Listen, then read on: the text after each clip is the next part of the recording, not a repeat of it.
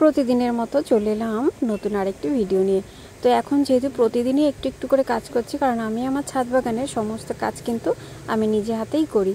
তো সেই জন্য প্রতিদিন অল্প অল্প করে যদি কাজ না করি তাহলে কিন্তু কোনো কাজই শেষ করতে পারবো না।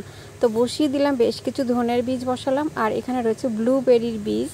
যে আগের দিন যে আমি অনলাইন থেকে বীজগুলো অর্ডার দিয়েছিলাম তার মধ্যে কিন্তু ব্লুবেরিটা ছিল। তো এটাও কিছুটা এই ছোট্ট মাটির টবের মধ্যে আমি বসাচ্ছি। তো এই বীজগুলো বসানোর জন্য যে মাটিটা আমি নিয়েছি তার মধ্যে আছে কোকোপিট, ভার্মি কম্পোস্ট আর বাগানে নর্মাল মাটি। তো এই মাটিটাকে কিন্তু আমি বেশ 2-3 দিন ধরে শুকিয়ে নিয়েছি, তার সঙ্গে কোকোপিট আর ভার্মি কম্পোস্টটা মিশিয়ে। আর ভার্মি কম্পোস্টের পরিমাণটা কিন্তু একটু কমই দিয়েছি, কারণ যখন বীজ বসানো হয় সেই সময় কিন্তু খুব একটা গাছে সারের প্রয়োজন হয় না। খুব অল্প পরিমাণে মিশিয়ে আর একটু কোকোপিট মিশিয়ে কিন্তু বীজ আমাদেরকে বসাতে হবে। যেহেতু শীতের বীজ খুবই ছোট ছোট হয়, তো সেই জন্য যাতে বীজটা যাতে অঙ্কুর হয়ে বেরোতে যাতে অসুবিধা না হয় তার জন্য কিন্তু কোকোপিটটা মেশানো। আর ভার্মি কম্পোস্টের জায়গায় কিন্তু গোবর সারও নেওয়া যেতে পারে।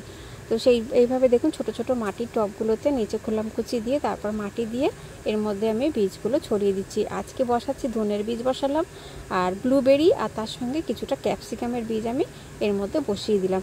এছাড়া প্রতিদিনই কিন্তু কিছু না কিছু বসাচ্ছি। আর এখানে কিছু কাটোয়া ডাঁটার বীজ ছড়িয়ে দিলাম। আর এবারে দেখুন আমি রান্নাঘর থেকে কী কী নিয়ে এসেছি। কিছুটা সর্ষে নিয়েছি, কিছুটা কুমড়োর বীজ নিয়েছি, আর তার সঙ্গে আছে কিছু রসুনের কোয়া। দেখুন এগুলোর এই রান্নাঘরের জিনিস দিয়েও কিন্তু ছাদে আমরা কিন্তু খুব সুন্দর একটা শীতের সবজি বাগান তৈরি করতে পারি। তো বাজার থেকে আমাদের যে পাকা কুমড়ো আসে সেই কুমড়োর মধ্যে যে বীজগুলো থাকে সেটাকেই নিয়ে নিয়েছি। আর রান্নাঘরে যে সর্ষেটা নিয়েছি, আর দেখুন একটা রান্নাঘরেরই একটা পাকা লঙ্কা। তো এগুলোই কিন্তু আমি আমার ছাদ বাগানে কিন্তু সর্ষেটা কিন্তু সমস্ত ট্রের মধ্যে আমি কিন্তু অল্প অল্প করে ছড়িয়ে দেবো এরকম। এর মধ্যে অলরেডি আমি কাটোয়া ডাঁটার শাক বসিয়েছি, তো তার মধ্যে 2-4টে করে সর্ষের দানা ছড়িয়ে দিচ্ছি, কারণ সর্ষের শাক একটু বড় হলেই আমি তুলে নেব। বা প্রত্যেকটা ট্রেতে যদি আমরা 1-2 করে সর্ষে গাছ তৈরি করতে পারি তাহলে কিন্তু সেই সর্ষে গাছটা যেমন অনেকটা বড় হয় তার সঙ্গে সঙ্গে কিন্তু অনেক সর্ষেও হয়। কারণ এবছর আমি কিন্তু আমার ছাদ বাগানে যে সর্ষে গাছটা বসাচ্ছি, বীজগুলো ছড়াচ্ছি সর্ষের, সেটা কিন্তু আমার ছাদ বাগানেরই সর্ষে। তো সেই জন্য আমি কিন্তু সর্ষেটা প্রত্যেক বছর প্রচুর পরিমাণে কিন্তু আমার ছাদ বাগানে তৈরি করি। আর সর্ষের ফুলটা যেমন শীতকালে দেখতেও ভালো লাগে সেই জন্য। আর এখানে দেখুন আমরা যে তড়কা বানিয়ে খাই, যে তড়কার ডালটা, সেই ডাল আমি কয়েকটা ছড়িয়েছিলাম। তো সেই ডাল থেকে একটা গাছ বেরিয়েছে, তাতে দেখুন কি সুন্দর ডালটা ধরতেও শুরু করেছে। আর এখানে রয়েছে আরেকটা গাঁদা ফুলের গাছ। তো আমার ছাদ বাগানে আপনারা গাঁদা ফুলের গাছ কিন্তু প্রচুর জায়গায় দেখতে পাবেন, কারণ গাঁদা ফুলের গাছ যেখানে থাকে তার আশেপাশে কিন্তু বিষাক্ত পোকামাকড় বা অন্যান্য পোকামাকড় কিন্তু একটু কম আসে। তো আমি যেহেতু অর্গ্যানিকভাবে বাগান করি তার জন্য কিন্তু আমি সব সময় গাঁদা ফুলের গাছ কিন্তু সমস্ত জায়গায় থাকে। তো কোনো গাছের গোড়ায় যদি না থাকে তো পাশে কোনো একটা টবের মধ্যে কিন্তু আমি অবশ্যই গাঁদা ফুলের গাছ কিন্তু লাগিয়ে রাখি। তো এখানে ওই জন্য পাশে একটা গাঁদা ফুলের গাছ লাগানো রয়েছে। আর এবারে আমি সর্ষের বীজগুলো নিয়ে বা বাকি বীজগুলো নিয়ে আমি উপরে চলে এসেছি চিলেকোঠার উপরে। তো আগের দিন আমি এই চাল কুমড়ো গাছের ডগাটা কেটে দিয়েছিলাম, তার কারণ হচ্ছে শুধু পুরুষ ফুল আসছিল সেই জন্য। তো পুরুষ ফুল আসছিল বলে যাতে স্ত্রী ফুল খুব বেশি করে আসে তার জন্য আমি ডগাটা কেটে দিয়েছি। তো নতুন করে আবার ডগা বেরোতে শুরু করেছে, আশা করছি এবারে কিন্তু স্ত্রী ফুল ফুটতে শুরু করবে। আর এদিকে রয়েছে আমার বেগুন গাছগুলো, পুরনো বেগুন গাছ। তো আমি 1-2 করে কিন্তু বেগুন আবার পাকিয়ে নিচ্ছি। আর এদিকে দেখুন একটা বেগুন থেকে গেছে, এটাও কিন্তু আর খাওয়া যাবে না, এটাও বীজ হিসাবে কিন্তু রেখে দিলাম।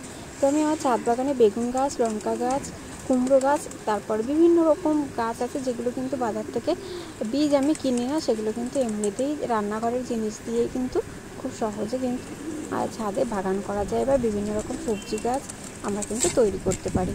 আর এখানে রয়েছে আমার লেবু গাছটা। লেবু গাছের গোড়ায় এত আগাছা হয়ে গেছে, তো উপরে যখন আসি তখন হাতে করে যে কিছু একটা নিয়ে আসবো গাছের গোড়াটা পরিষ্কার করার জন্য, সেটা বেশ কিছুতেই মনে থাকছে না, ওই জন্য গাছের গোড়াটা ঠিক পরিষ্কারও করা হচ্ছে না।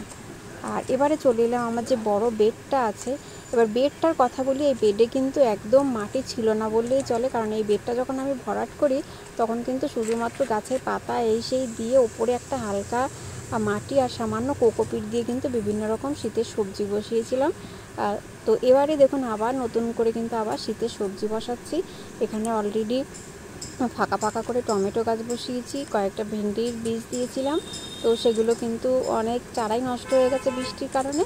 তো আবার এই যেই জায়গাগুলো ফাঁকা রয়েছে এখান থেকে বেশ কিছু আমি লঙ্কার বীজ ছড়িয়ে দিচ্ছি। তো এই বীজগুলো যখন হয়ে যাবে, চারাগুলো যদি আমার এখানে রাখার প্রয়োজন না হয় বা যদি মনে হয় অন্যান্য গাছের অসুবিধা হতে পারে, তো এখান থেকে আমি চারাগুলোকে তুলে নিয়ে অন্য জায়গায় বসিয়ে দেবো। তো এইভাবে আমি সহজেই কিন্তু বাগান তৈরি করি।